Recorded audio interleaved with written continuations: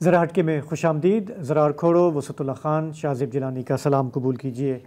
قطر کے اندر سخت غم و غصہ ہے. کل کے اسرائیلی حملے کے بعد وہاں کی گورنمنٹ نے اسے ریاستی دہشت گردی قرار دیا. عرب ممالک کے رہنما اظہار ہمدردی، اظہار یکجہتی کر رہے ہیں قطر کے ساتھ، لیکن اس سے فرق کیا پڑتا ہے؟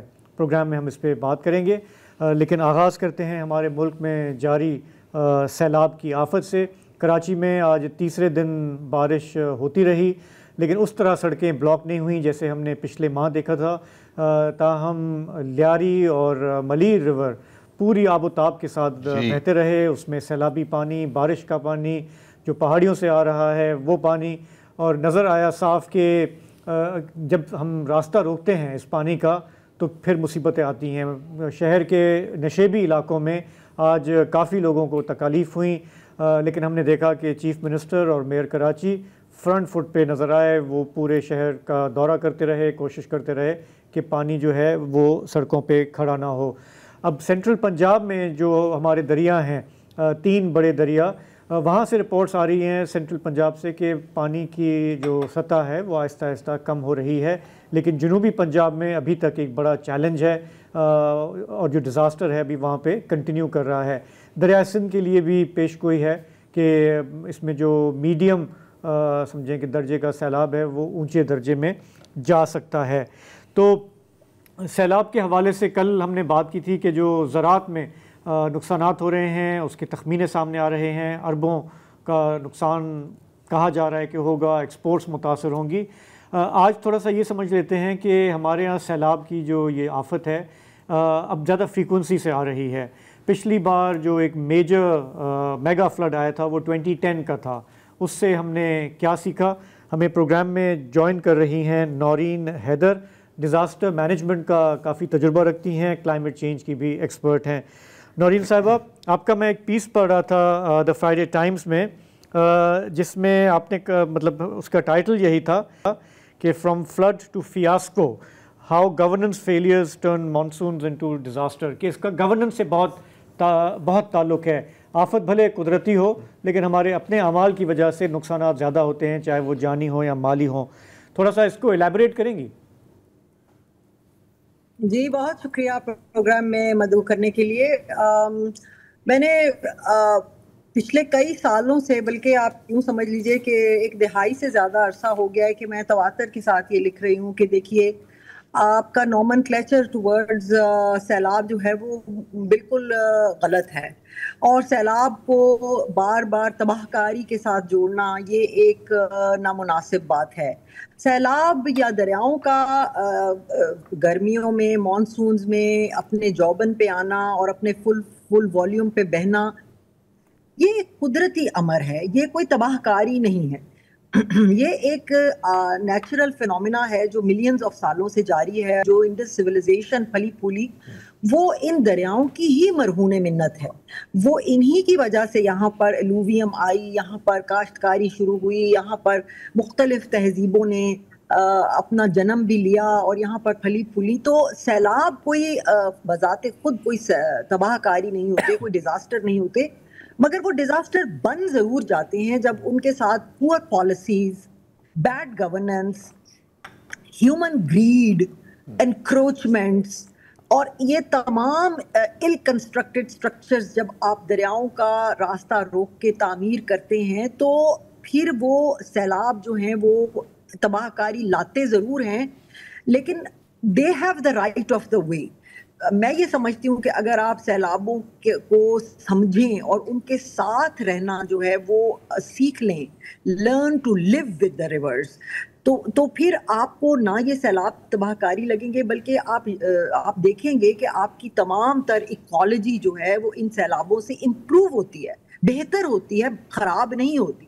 اب ان سیلابوں کے سے پہلے بھی اور اب بھی میں بار بار یہ سن رہی ہوں کہ ایون گورنمنٹ کے بہت ذمہ دار عہدیداران، وزیر اعظم، وزیر اعلیٰ بار بار یہ کہتے ہیں کہ جی ڈیمز بنا لیں، ڈیمز بنا لیں. دیکھیے انفراسٹرکچر ڈیولپمنٹ بے سوچے سمجھے جو ہوتی ہے وہ ایکالوجی کو تباہ کرتی ہے، ایکو سسٹمز کا نقصان کرتی ہے، اور ان کی وجہ سے سیلاب کی تباہ کاریوں میں اضافہ ہوتا ہے، ان میں کمی نہیں ہوتی. اب آپ پوچھیں گے کہ ڈیموں سے تب سیلابوں میں اضافہ کیسے ہوتا ہے؟ دیکھیے، آپ اپنی مرضی سے ایک جگہ منتخب کرتے ہیں اور وہاں پر ایک دیوار کھڑی کر دیتے ہیں، چاہے وہ بیراج کی ہو چاہے وہ ڈیم کی ہو، وہ ایلوویم کا راستہ روک کے وہاں پر سلٹنگ شروع کر دیتی ہے. اس سارے ایلوویم نے بہہ کر ڈیلٹا تک جانا ہے، انڈس ڈیلٹا تک، وہاں پر یہ پھیلے گی، وہاں پر یہ سوئل جو ہے یہ ڈیلٹا بناتی ہے.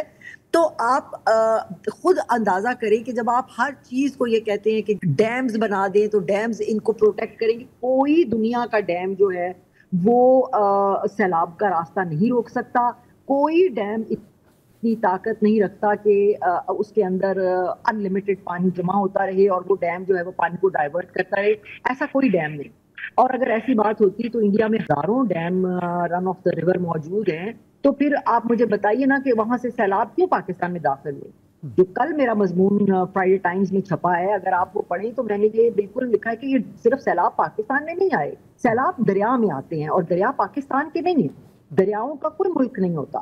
دریا ہمالیہ سے چلے ہیں، کشمیر کے راستے گزرتے ہوئے پاکستان میں داخل ہوئے ہیں. وہ پہلے ہی ہائی فلڈ میں تھے، اور وہ ہائی فلڈ کے دریا وہاں پر بھی تباہ کاریاں کرتے ہوئے جب پاکستان میں داخل ہوئے ہیں تو ان شہروں میں جہاں پر دریاؤں کے راستے کو روک کر وہاں پر آباد کاریاں کی گئی ہیں، وہاں انکروچمنٹس ہیں، وہاں شہر بسائے گئے ہیں، وہاں پر جگہ جگہ. نورین، میں آپ کی بات جو ہے وہ اپنے لحاظ سے سمجھا ہوں کہ بہنے دیں، جو بھی ہے نیچر میں ٹانگ نہ اڑائیں، بالکل صحیح بات ہے. لیکن مسئلہ یہ ہے کہ دریا اگر بہنے دیں تو جو ہزاروں لاکھوں ایکڑ زمین کاشت ہوتی ہے، پھر وہ کیسے کاشت کریں، اور پھر فوڈ سیکیورٹی کا کیا کریں، اس کا متبادل کیا ہے؟ جی بالکل، آپ نے صاحب بات یہ ہے کہ یہ بات نہیں ہے کہ دریاؤں کو اس کا پانی استعمال نہ کریں. یہ بھی ساتھ دیکھنا ہے کہ کیا اس دریا کی ایکولوجی کے ساتھ اس دریا کی ایکولوجی کے ساتھ صحیح مناسب بیٹھ رہی ہے کہ نہیں. اگر آپ اس میں یہ سوچیں گے کہ جی ہم ادھر سے نہر نکال دیں، ادھر سے بند بنا دیں اور یہ بہت اچھی اریگیشن ہو جائے گی، چند سال تو شاید وہ چل جائے، لیکن جب سیلاب آیا تو وہ آپ کا پورا انفراسٹرکچر اور آپ کی پوری انویسٹمنٹ جو آپ کی جی ڈی پی کو بہت بری طرح ہرٹ کر رہی ہے، وہ نقصان میں ہوگی. سسٹینیبل ڈیولپمنٹ کا مطلب ہوتا ہے کہ آپ نے ایکولوجی کے تمام تر چیزوں کو اپنے مد نظر رکھ کے پھر تعمیر کرنی ہے. اب جو ڈیمز آلریڈی بن چکے ہیں ان کے اندر پاکستان میں دنیا کا سب سے بڑا نہری نظام ہے. اب آپ اور کیا چاہتے ہیں؟ اس سے بھی زیادہ نہریں نکالنا چاہتے ہیں، اس سے بھی زیادہ. تو پانی، آپ مجھے بتائیے نا کہ پانی کنٹرول میں تو آ نہیں سکتا کسی پہ، آپ کو تو ہر صورت میں پانی کو راستہ دینا ہی پڑے گا. یہ مسئلہ نہروں کے نکالنے سے یا بیراجز کے بنانے سے حل نہیں ہو سکتا، unless and until کہ آپ یہ ذہن میں رکھیں کہ بھلے 10 سال میں ایک دفعہ سیلاب آئے، بھلے نہیں، یہ بات تو ہماری سمجھ میں آ گئی کہ آپ کچھ بھی کر لیں پانی کو کنٹرول نہیں کر سکتے.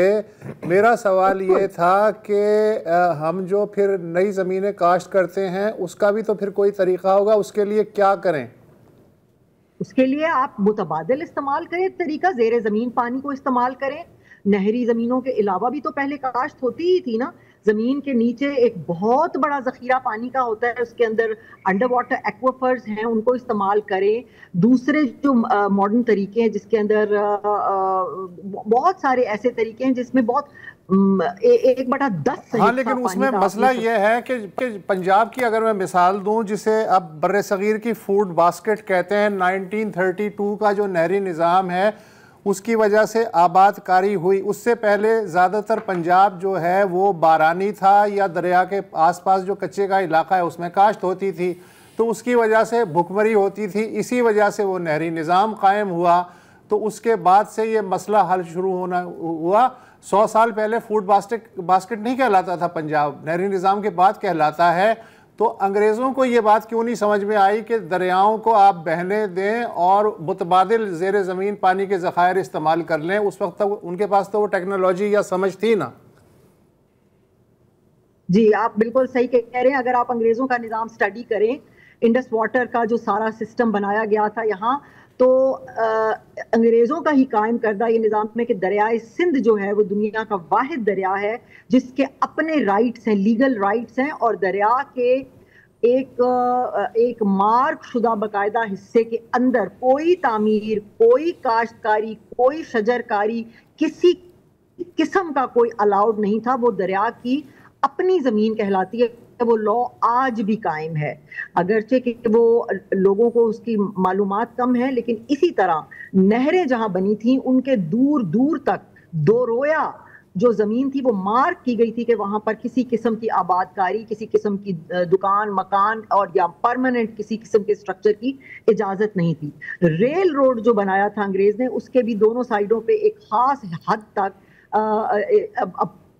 پرماننٹ آباد کاری کی اجازت نہیں تھی. آج بھی پنجاب میں جو سب سے بڑی زمین کا مالک ہے وہ پاکستان ریلویز ہے, کیونکہ یہ انگریز کو پتا تھا کہ جو سیلاب کا اننڈیشن پوائنٹ ہوتا ہے وہ ضروری نہیں ہوتا کہ وہ ہر سال ہی اتنا سیلاب آئے.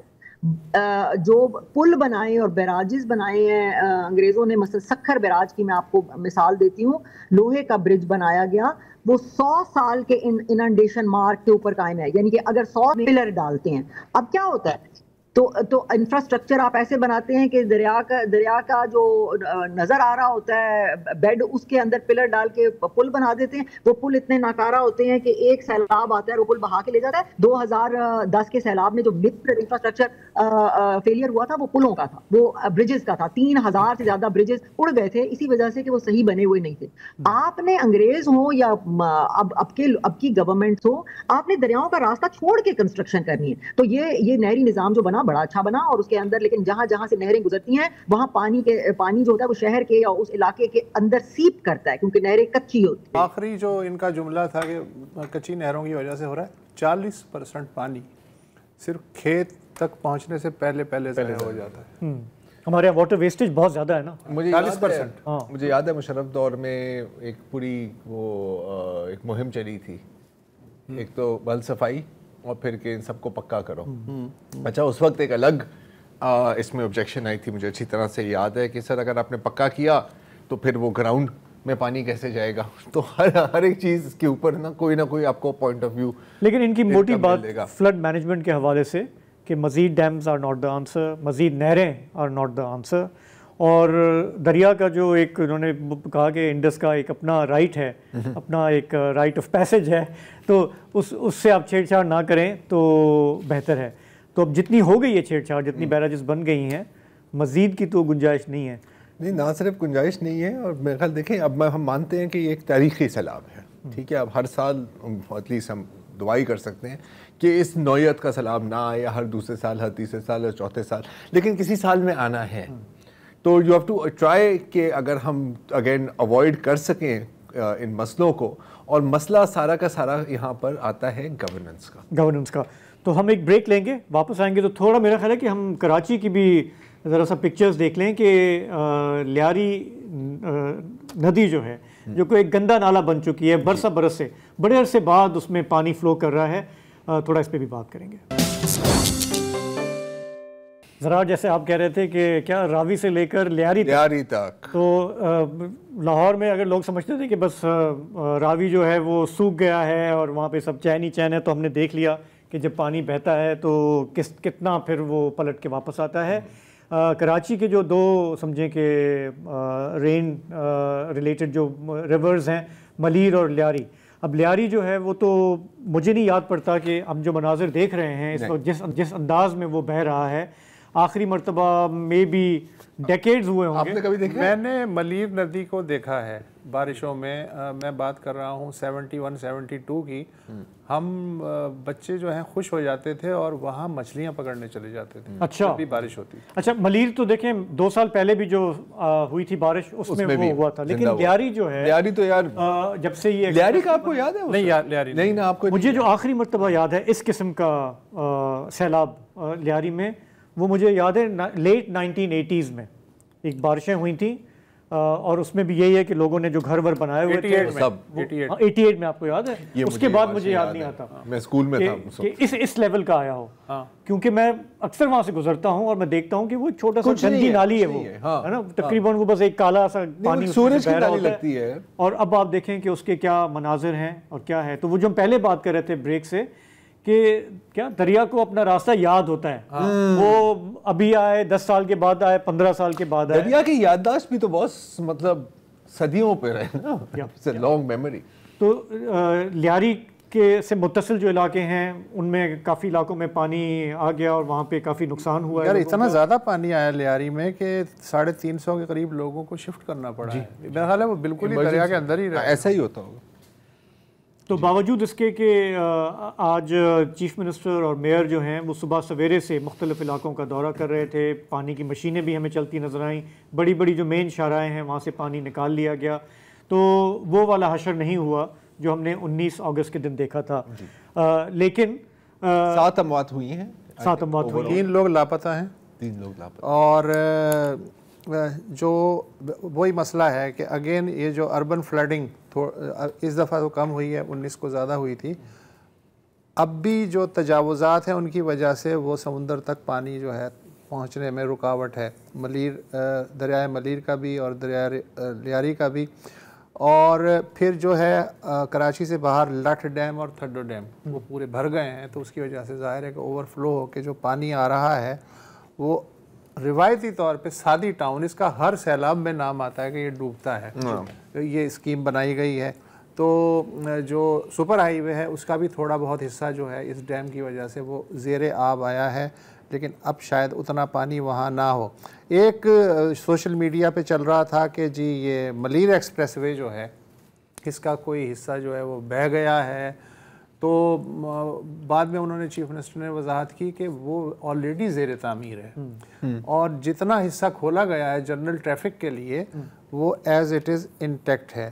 اور یہ جو تھڈو ڈیم کی میں بات کر رہا تھا اس کے اوور فلو سے نہ صرف سادی ٹاؤن بلکہ جنا ایونیو وغیرہ جو ہیں وہ بھی متاثر ہوئے ہیں.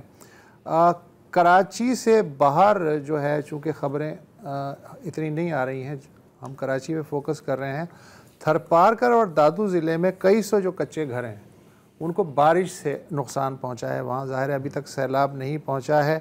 اور اگر میں بات ایک بڑی مزیدار خبر آئی ہے اگر کراچی سے, اگر ہم باہر جا کے دیکھیں, اچھا کچھ خبریں ہوتی ہیں جب آپ اسکرول کر رہے ہوتے ہو, آپ اسکرول کرتے ہو پھر ایک دم واپس آتے ہو کہ یار کہ میں کیا پڑھ رہا ہوں.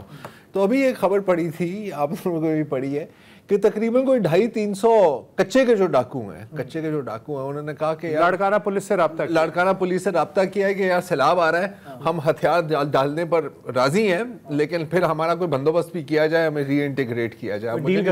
مجھے نہیں پتا کہ سیلاب گزرنے کے بعد وہ دوبارہ ہی وہ اسلحہ اٹھائیں گے یا نہیں, لیکن یہ بھی ایک بڑی انٹرسٹنگ پوائنٹ ہے. ایک چیز میں ایڈ کرنا چاہ رہا ہوں کہ ابھی جیسے پچھلے سیگمنٹ میں نورین صاحبہ بات کر رہی تھی یہ وہ اور گورننس کا, دیکھو مسئلہ لیکن صرف گورننس کا تو نہیں ہے نا, مسئلہ یہ جو ہماری بے قابو آبادی بڑھتی ہے اس کا بھی مسئلہ ہے. کیونکہ دیکھیں اگین اگر ہم کمپیئر کریں 100 سال سے پہلے سے یا 200-300 جو پاپولیشن کا اتنا پریشر ہی نہیں تھا کہ آپ کو ان جگہوں کو آباد کرنا پڑے. میں مانتا ہوں اس میں لالچ کا بھی کردار ہے, ہاؤسنگ سوسائٹیز وغیرہ وغیرہ.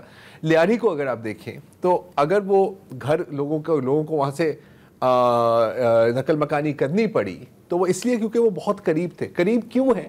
کیونکہ یار کہیں تو آپ نے رہنا ہے. تو اب یہ اس کا کوئی ایسا مسئلہ ہے کہ اس کا ہم کوئی 2 سیکنڈ یا 3 منٹ کے اندر کوئی حل نہیں دے سکتے. یہ تو ایک بڑا ایک اسٹریٹجک ایشو ہے نا پاکستان کا. اور دیکھیں جب ہم بات کرتے ہیں جی ڈی پی گروتھ کی وہ تو ویسے ہی ہماری مطلب کمی رہتی ہے, لیکن اگر آپ اس فگر کے ساتھ آپ پاپولیشن گروتھ کا فگر رکھیں تو آپ کو لگے گا کہ سر اصل میں تو منفی ہے نا, منفی 45% آپ کی پاپولیشن پاورٹی لائن کے نیچے ہے کیونکہ آپ کی پاپولیشن ہی اتنی ہے. لیکن میں نے آج ایک چیز نوٹ کی شہر میں نکلتے گھومتے ہوئے, 19 اگست کو جہاں پہ جو دسیوں ہزار لوگ پھنسے ہوئے تھے, ایک ٹراما ان کے ذہن میں ابھی تک تھا. آج بہت سارے لوگ گھر سے باہر نہیں نکلے. جب میں صدر کے سے جا رہا تھا ساری دکانیں بند تھیں, اور شام کو بھی جب میں نکلا ہوں تو بھلے کہیں پہ ہمارے تو سگنل تو چلتے ہی نہیں ہیں, ٹریفک والے بھی نہیں تھے, لیکن میں نے یہ نوٹ کیا کہ لوگ آہستہ اسپیڈ میں گاڑی چلا رہے تھے. کم گاڑیاں تھیں, رش وہ نہیں تھا جو ہمارے لوگ انڈر ایسٹیمیٹ کرتے نا, یار کو کچھ نہیں ہوگا یار نکلتے ہیں. اس میں فرق یہ ہے کہ 19 کو جو ہے نا وہ ورکنگ ڈے تھا, اور جب بارش شروع ہوئی ہے نا دوپہر میں تو لاکھوں لوگ اپنے کاموں پہ پہلے گھر واپس جانا, رات بھر بارش. یہاں تو 48 گھنٹے سے کراچی میں ہلکی اور کہیں بھاری بارش ہو رہی ہے, تو لوگوں کو آلریڈی پتا تھا. پھر میرا خیال ہے اسکولوں میں بھی انہوں نے چھٹیاں کر دی تھی. اگر اب تک سمجھ نہیں آئی کہ کراچی میں جب تیز بارش ہو رہی ہو اگر آپ اوائڈ کر سکتے ہیں تو بالکل اوائڈ کریں.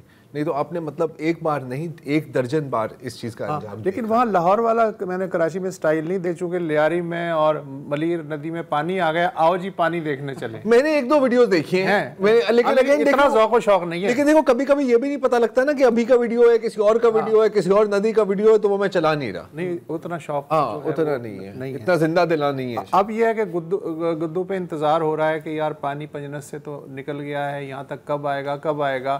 آبپاشی کے جو ماہرین ان کا اندازہ ہے کہ 8 لاکھ کیوسک تک پانی جو ہے وہ یہاں سے گزر سکتا ہے. تو وہ تھوڑے سے ان کے چہروں پہ آپ اطمینان دیکھ سکتے، بٹ یو نیور نو. اور اگر ایون 8 لاکھ بھی گزرتا ہے تو کچے میں تقریباً 16 لاکھ لوگ رہتے ہیں. زیادہ تر کو انہوں نے پیچھے ہٹا لی ہے، خود پیچھے ہٹ گئے، لیکن پھر بھی ابھی بھی خطرہ نہیں ٹلا ہے، نقصان ہے. اور جو ستلج اور چناب اور راوی ہے اس میں اونچے درجے کے سیلاب کی کیفیت اب بھی قائم ہے. تو یا تو یہ ہے کہ وہاں سے ڈیلے ہو کے سندھ میں پہنچے تو سندھ تک جتنا پانی 8 لاکھ کیوسک ہے وہ پہلی قسط کا وہ گزر جائے، اس کے بعد دوسری قسط میں بھی اگر 8 لاکھ آ جاتا ہے تو پھر اٹس اوکے. 10 ستمبر ہو گئی ہے اور مانسون جو ہے وہ ختم ہونے کا نام نہیں لے رہا، پھر بھی لوگ کہتے ہیں کہ موسمیاتی تبدیلی کیا ہے. بہرحال اس موضوع کو ہم یہاں چھوڑیں گے، واپس آئیں گے تو بات کریں گے قطر کی اور وہاں پہ جو کچھ ہوا کل، اس کے بعد اب ری ایکشن کیا ہے. Welcome back. اچھا، کل جیسے ہم سب جانتے ہیں تاریخ میں شاید پہلی بار، میرا خیال ہے پہلی بار ہی اسرائیل نے ایک خلیجی ریاست پر بمباری کی. اسرائیل کا کہنا ہے کہ جو حماس کی جو ٹیم تھی وہاں پر وہ ہمارا نشانہ تھا، اور اس حملے میں 5 لوگ میرا خیال ہے جان بحق ہوئے ہیں. اب ظاہر ہے کہ اس کے بعد ایک تواتر سے ایک لائن لگ گئی ہے، سب مذمت کر رہے ہیں، یو کے کیئر سٹارمر ہوں یا مختلف یورپی لیڈرز ہوں، اور جہاں تک خلیجی اور عرب ریاستوں کے حکمران ہیں وہ ایک ایک کر کے اب دوحہ کی طرف جا رہے ہیں. کچھ پہلے ہی وہاں پہنچے ہوئے ہیں اور کچھ نے ابھی اگلے 2-3 دنوں میں وہاں جانا ہے. اور ظاہر ہے کہ وہاں جا کر وہ کیا بات کریں گے، اظہار یکجہتی کریں گے، مذمت کریں گے، اور ظاہر ہے کہ کہیں گے کہ ہمیں آپ کے ساتھ پوری ہمدردی ہے. جہاں تک پاکستان کا سوال ہے تو ظاہر ہے ہم نے بھی کنڈیم کیا ہے، وزیر اعظم شہباز شریف نے. اور ابھی ایک خبر یہ بھی ہے کہ الجیریا اور صومالیہ کے ساتھ مل کر، یہ ہمیں وزیر خارجہ اسحاق ڈار ہمیں بتاتے ہیں کہ ایک UNSC United nation security council کا ایک ہنگامی اجلاس کی درخواست بھی دے دی ہے. لیکن پرائز جاتی ہے کن کو؟ خواجہ آصف کو جنہوں نے ایک جیسے ان کی انداز ہے جو ہے، انہوں نے ایک بڑی سخت ٹویٹ کی ہے اور کہا ہے کہ جی وقت آ گیا ہے کہ تمام مسلمان ریاستیں اسرائیل کے خلاف مل کر یونائٹ کریں. اور اگر آپ کا یہ خیال ہے کہ اسرائیل، اگر آپ if you are soft on اسرائیل اور وہ آپ کو بخش دیں گے، ایسا نہیں ہوگا. وہ ایک ایک کر کے آپ سب کو تباہ کریں گے، جتنی بھی آپ کی اکنامک پاور ہے وہ آپ کو نیوٹرلائز کریں گے. پھر ظاہر ہے کہ پاکستان اور بھارت کے بیچ میں جو جنگ ہے اس کا حوالہ دے کے یہ کہا کہ حالانکہ پاکستان ایک اکنامکلی ولنریبل اسٹیٹ ہے، ہم نے پھر بھی ڈٹ کے مقابلہ کیا. تو باہر سے آپ کو مدد مل سکتی ہے اور یہ ایک اچھی بات ہے، لیکن اصل طاقت وہ ہے جو آپ کی اپنی طاقت ہوتی ہے. تو میرا خیال ہے اوورآل بات ان کی درست ہے. اب قطر میں کیا سوچا جا رہا ہے؟ یہ جو ساری خلیجی ریاستوں کے جو حکمران ہیں وہ وہاں جا رہے ہیں، وہ کیا اس وقت سوچ رہے ہوں گے؟ تو انہی سوالات کا جواب تلاش کرنے کے لیے آج میری بات ہوئی اسامہ بن جاوید سے. مڈل ایسٹرن اینالسٹ ہیں، تقریباً مڈل ایسٹ کی جتنے بھی کانفلکٹس ہوئے ہیں ابھی حال میں انہوں نے سب کو کور کیا ہے، تو کافی کڑی نظر رکھتے ہیں. تو پہلا میرا ان سے سوال تھا کہ اس وقت قطر میں کیا موڈ ہے، وہاں پر کیا سوچا جا رہا ہے؟ آخر کار یہ ایک انتہائی قریبی اتحادی ہے امریکہ کا، میجر نان نیٹو ایلائی کا سٹیٹس ہے. تو کیا وہاں پر یہ سوال پوچھا جا رہا ہے کہ اس الائنس سے اور امریکن سیکیورٹی گارنٹیز سے ہمیں کیا ملا؟ جی، سب سے پہلے زرار، اس وقت تو ایک شدید غم و غصہ پایا جاتا ہے کہ ایک ایسی ریاست جس نے امریکہ کی ایما پر حماس کا نہ صرف دفتر کھولا بلکہ امریکہ کے کہنے پر ان سے تعاون بھی کیا اور تعلقات بھی استوار کیے اور ایک اوپن لائن آف کمیونیکیشن کھولی، اور اس کو جس کا ایسا ملک جس کا براہ راست بالواسطہ کسی بھی قسم کے لڑائی جھگڑے سے کوئی تعلق نہیں ہے، اس کو نشانہ بنایا جانا جو ہے وہ یہاں کے لوگوں کے لیے نہ صرف تشویشناک ہے بلکہ ان میں شدید غم و غصہ پایا جاتا ہے۔ جہاں تک رہی بات امریکہ کی، تو امریکہ کی تو ایک درخشاں تاریخ موجود ہے، چاہے وہ افغانستان کی حکومت ہو جو امریکہ نے کھڑی کی تھی، یا عراق کے وہ باغی گروپ ہوں جن کی امریکہ حمایت کرتا تھا، یا ویتنام کے وہ لوگ ہوں جو امریکہ کے بلبوتے پہ لڑ رہے تھے۔ امریکہ تو اپنے اتحادیوں کو، اپنے حامیوں کو ڈسپوزیبل ایلائز کے طور پہ جانتا ہے، اور وہ اس وقت تک اس کے حامی اور اتحادی رہتے ہیں جب تک امریکہ کا اپنا ان سے انٹرسٹ وابستہ ہے۔ جب تک وہ رہتا ہے تو امریکہ ان کے ساتھ ہے، اور جب امریکہ کی اپنی جو مفادات ہیں وہ پورے ہو جائیں تو پھر ان کی حیثیت کوئی نہیں رہتی۔ ہاں، قطر کے معاملے میں یہ خاصی اچنبھے کی بات ہے، اور اسی وجہ سے آپ نے دیکھا کہ امریکی صدر ڈونلڈ ٹرمپ کی طرف سے کہا گیا کہ یہ نیتن یاہو کا اقدام تھا جس میں ہمارا کوئی تعلق نہیں تھا۔ لیکن اس بات کو ہضم کرنا شاید مشکل ہوگا کیونکہ امریکہ کا ایک بڑا ہوائی اڈہ یہاں موجود ہے، اور اسرائیل میں جو کچھ بھی ہوتا ہے اور اسرائیل جو کچھ بھی کر رہا ہے وہ امریکہ کی رضامندی اور ایما کے بغیر نہیں کرتا۔ تو یقیناً بہت بڑے سوالیہ نشان اس میں کھڑے ہوئے ہیں، اور نہ صرف قطر کو بلکہ بہت سارے اور لوگوں کو یہ سوچنا پڑے گا کہ اگر وہ امریکہ کے بلبوتے پر، امریکہ کی دی ہوئی گارنٹیز کے بلبوتے پہ اپنی پالیسیز استوار کر رہے ہیں تو کیا واقعی وہ امریکہ پر اعتماد کر سکتے ہیں کہ امریکہ انہیں دھوکہ نہیں دے گا۔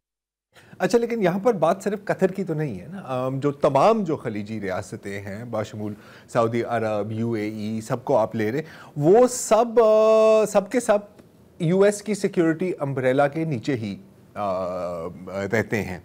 تو وہاں پر اس وقت کیا سوچا جا رہا ہوگا؟ کیا وہ کچھ سوچ رہے ہوں گے کہ یار ہمیں تھوڑی بہت نظر ثانی کرنی چاہیے؟ دیکھیے، یہاں پہ ایک بات غالباً یہ واضح کرنا ضروری ہے کہ اس حملے سے جو اسرائیل نے کیا ہے اس کو اسرائیل کو بڑے دور رس نتائج کا سامنا کرنا پڑے گا، نہ صرف اس خطے میں بلکہ آگے بھی، اور نہ صرف اسرائیل بلکہ امریکہ بھی، کیونکہ وہ تمام ریاستیں جو اب سے کچھ عرصے پہلے تک اسرائیل سے ابراہیم اکارڈز اور تعلقات استوار کرنے کے لیے رضامند نظر آتی تھیں، وہ انہیں اب اندازہ ہو گیا ہے کہ ایسی کوئی چیز نہیں ہے۔ اسرائیل کا جب جی چاہے، جہاں جی چاہے، جس جھوٹ پہ جی چاہے بنیاد بنا کر لوگوں پر حملہ کر سکتا ہے، تو اس لیے انہیں دوبارہ سوچنا پڑے گا۔ اور یہ جو ہم نارملائزیشن کی بہت ساری باتیں دیکھ رہے تھے کہ شاید معاملات بہتر ہو جائیں اور کوئی کسی قسم کی سفارتی تعلقات بحال ہو سکیں، وہ تو بہت پیچھے چلا گیا ہے۔ اور آج آپ کو دوبارہ یہ ایک فلسطینی اور اسرائیلی قضیے سے ہٹ کے آپ کو یہ عرب اسرائیلی قضیے میں بدلتا ہوا نظر آتا ہے۔ آج آپ یہ دیکھیں کہ وہ تمام باتیں جو ہم سن رہے ہیں خلیجی ریاستوں سے اور باقی مغربی دنیا سے بھی، اس میں نظر آتا ہے کہ وہ اسرائیل کے کم از کم الفاظ کی حد تک اسرائیل کو نہ صرف اس کی مذمت کر رہے ہیں بلکہ اس اقدام کو بھی قطر کی خارجی اور داخلی ساورنٹی اور اس کے معاملات میں انٹرفیرنس اور ایک کلیئر وائلیشن ہے، یہ ایک صریح خلاف ورزی ہے ان تمام باتوں کی جس کی بنیادوں پر ریاستوں کے درمیان خطوط استوار ہوتے ہیں، اور قطر نے اس کو کھلی ریاستی دہشت گردی قرار دیا ہے، اور اس بات کا اعادہ بھی کیا ہے اور مطالبہ بھی کیا ہے کہ اس کا جواب جو ہے وہ صرف قطر سے نہیں بلکہ اس کے پورے خطے سے جواب جانا چاہیے۔ اور اس کی وجہ سے آپ کو نظر آ رہا ہے کہ بہت سارے لیڈر اس وقت قطر میں آ رہے ہیں اور آتے جا رہے ہیں، چاہے وہ عرب امارات ہو، سعودی عرب ہو، اردن ہو، تو یقیناً دوبارہ اس خطے میں اور اس قضیے کو عرب اسرائیلی کانفلکٹ کی طرف لے جانے میں اسرائیل نے یقیناً ہوا دی ہے۔ ہوا دی ہوگی، لیکن ابھی تک تو ہم دیکھ رہے ہیں کہ صرف کاغذی اور زبانی کارروائی ہی چل رہی ہے۔ ایک وقفہ لیتے ہیں اور پھر ذرا اسامہ سے پتہ کریں گے کہ کیا یہ واقعی اگر کچھ کرنا چاہیں تو کچھ کر سکتے بھی ہیں یا نہیں۔ Welcome back. اسرائیلی حملے کے بعد قطر اور بلکہ پوری خطے میں کیا سوچا جا رہا ہے، کیا سمجھا جا رہا ہے، ہم اس پر ہی گفتگو کر رہے ہیں۔ ہمارے ساتھ اسامہ بن جاوید ہیں۔ اب اسامہ، ابھی آپ ہمیں بتا رہے تھے کہ کس کس نے مذمت کی ہے، کن الفاظ میں مذمت کی ہے، لیکن گھوم پھر کر یہ تو صرف باتیں ہی ہیں۔ تو اگر یہ سب مل کر, اگر ہم صرف خلیجی ریاستوں کی ہی بات کریں, اگر یہ سب مل کر کچھ کرنا چاہیں بھی تو کیا کر سکتے ہیں؟ دیکھیے, آپ کے سوال میں دو پہلو ہیں کہ وہ کیا کر سکتے ہیں اور وہ کیا کریں گے. کرنے کو تو بہت کچھ کیا جا سکتا ہے. کرنے کو تو اسرائیل کی جتنی سپلائی لائنز ہیں وہ انہی ریاستوں سے ہو کے گزرتی ہیں, چاہے وہ بحری ہوں یا بری ہوں. کرنے کو تو اسرائیل کے جتنے حامی ممالک ہیں ان کے اتحاد انہی ریاستوں کی وجہ سے جو اس خطے میں اور اس کے باہر موجود ہیں انہی کی بنیاد ایما پہ ہے.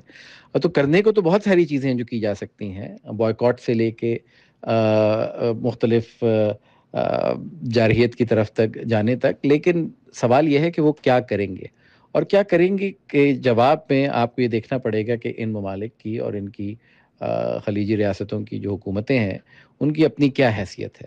اور جو ان کی حیثیت ہے تو اس وجہ سے ان کو میرا نہیں خیال کہ بہت زیادہ آزادی حاصل ہے کہ وہ اپنی مرضی کے مطابق اپنے لوگوں کی خواہشات کے مطابق فیصلے کر سکیں.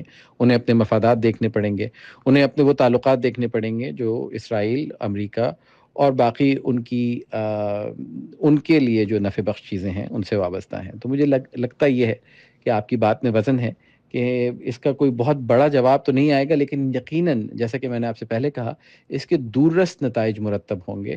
اور اس خطے میں بھی, اور آپ کو اب بھی نظر آ رہا ہے کہ اسرائیل کے جو قریب ترین دوست ممالک ہیں, چاہے وہ جرمنی ہو یا فرانس, ان کی طرف سے بھی اس اقدام کی مذمت کی جا رہی ہے. اچھا, اب اگر ہم قطر کی گلف کی بات کریں تو 2000 میں گلف کوآپریشن کونسل نے ایک میوچول ڈیفنس پیکٹ پر دستخط کی تھی. اور میوچول ڈیفنس پیکٹ کا جو بنیادی اصول تھا وہ یہ تھا کہ سر اگر آپ ہمارے میں سے ایک پر حملہ کریں گے اس کا مطلب ہے کہ آپ نے ہم سب پر حملہ کیا ہے, اور ہم سب مل کر نا پھر تم دیکھنا. اس وقت ایران ذہن میں تھا, اس وقت پوری جی سی سی کا مطلب جو سیکیورٹی انفراسٹرکچر ہے وہ ایران سینٹرک ہی ہے نا. لیکن اب اسرائیل نے حملہ کیا ہے تو اس میوچول ڈیفنس پیکٹ کے ہونے کے ساتھ ساتھ کوئی اس کے اوپر عمل ہوگا آپ کی نظر میں؟ اس کا جواب آپ کو ویسے ہی ملے گا جیسے کہ اسلامی تعاون کی تنظیم OIC کے اجلاسوں میں ملتا ہے کہ شاید اس پہ کوئی بیان آئے, شاید اس پہ ایک مذمتی قرارداد آئے, شاید اس پہ ایک اہم اجلاس بلا لیا جائے, لیکن اس سے بڑھ کر کچھ نہیں ہوگا. اور یہ نہ صرف نتنیاہو کو پتہ ہے بلکہ امریکہ کو بھی پتہ ہے. آپ کو یاد رہے گا کہ جو بائیڈن کی پریزیڈنسی میں جب ان کے ایلچی اس خطے میں آئے تو ان کی توقعات یہ تھی کہ ان کو اسرائیل کے معاملے میں بہت ہزیمت کا سامنا کرنا پڑے گا, بہت سوال ہوں گے. لیکن اس خطے کے لوگ جو صاحب اقتدار ہیں انہوں نے اس قسم کے کوئی سوال نہیں کیے. تو یقیناً یہ ایک بہت بڑا سوالی نشان ہے. اور آپ دیکھ رہے ہیں کہ اس خطے میں اسپیشلی وہ ممالک جو اسرائیلی جارحیت کا براہ راست شکار ہیں, ایران اور ان کی لبنان کے کچھ گروپوں کی طرف سے یہ بات کی جا رہی ہے کہ اب بھی اگر آپ کو یہ نہیں نظر آ رہا کہ آپ اگر متحد ہو کے ایک ایسی ملک کے خلاف نہیں کھڑے ہوں گے جس کی تمام تر کارروائیاں دہشت گرد تنظیموں سے مماثلت رکھتی ہیں, تو پھر ایک ایک کر کے آپ سب کو بھی اسی انجام کا سامنا کرنا پڑے گا جو کہ دوسرے دیگر ممالک جہاں پہ اسرائیلی جارحیت جاری ہے. تو یقیناً ایک بڑا لمحہ فکریہ ہے, یقیناً ایک بڑا پیوٹل مومنٹ ہے اس پورے خطے کے لیے. لیکن لگتا نہیں ہے کہ اس کا کوئی بہت خاطر خواہ نتیجہ کم از کم اس شارٹ ٹرم میں نکلے گا. ہاں, دور رس نتائج جیسے بار بار ہم یہ بات سمجھ رہے ہیں کہ یقیناً اس کا نہ صرف لوگوں پر, حکومتوں پر, بلکہ ان پالیسیوں پہ بھی یقیناً اس کا اثر ہوگا کہ جن کے تحت اسرائیل کو دوبارہ نارملائز کیا جا رہا تھا, اور ایک بہت بڑا دھچکا پہنچا ہے نہ صرف اسرائیل کو بلکہ صدر ٹرمپ کی ان تمام کوششوں کو بھی. جی, میرا نہیں خیال کہ کوئی بہت بڑا دھچکا پہنچا. اسامہ نے ذکر کیا کہ دورست تبدیلیاں آئیں گی اور جرمنی اور فرانس نے مذمت کی ہے. جرمنی نے مذمت کرتے ہوئے کہا ہے کہ بہرحال ہم مجبور ہیں, ہم اپنی اسرائیل سینٹرک پالیسی چینج نہیں کر سکتے. سب سے مزیدار ہو رہا ہے برطانیہ میں کہ وہاں ایک طرف اسرائیلی صدر ہیں آئزک ہرزوگ, وہ 10 ڈاؤننگ اسٹریٹ میں مل بھی رہے ہیں, اور جو وزیر اعظم ہے کیئر سٹارمر وہ ہاؤس آف کامنز میں سخت مذمت کر رہے ہیں کہ قطر کی سوورینٹی کا جو ہے یہ تیا پانچا آپ نے کیا ہے. تو اور امیر قطر سے میں نے بات کی ہے, لیکن اسرائیل کے ان سے صدر سے بھی ہاتھ ملا رہے ہیں. ٹرمپ کی پوزیشن بہت انٹرسٹنگ ہے. وہ کہہ رہے ہیں میں ناخوش ہوں جو کہ اسرائیل نے کیا ہے. میں نے امیر قطر کو فون بھی کیا ہے کہ آئندہ ایسا نہیں ہوگا, اور انہوں نے ہاتھ پھیرنے کے لیے کہ غصہ ذرا ٹھنڈا ہو اپنے وزیر دفاع سے کہا ہے کہ جلدی جو میوچل ڈیفنس پیکٹ ہے قطر کے ساتھ وہ کنکلوڈ کریں. ایک لالی پاپ. بالکل. تو بس جی آج کے لیے اتنا ہی, اجازت دیجیے, خدا حافظ.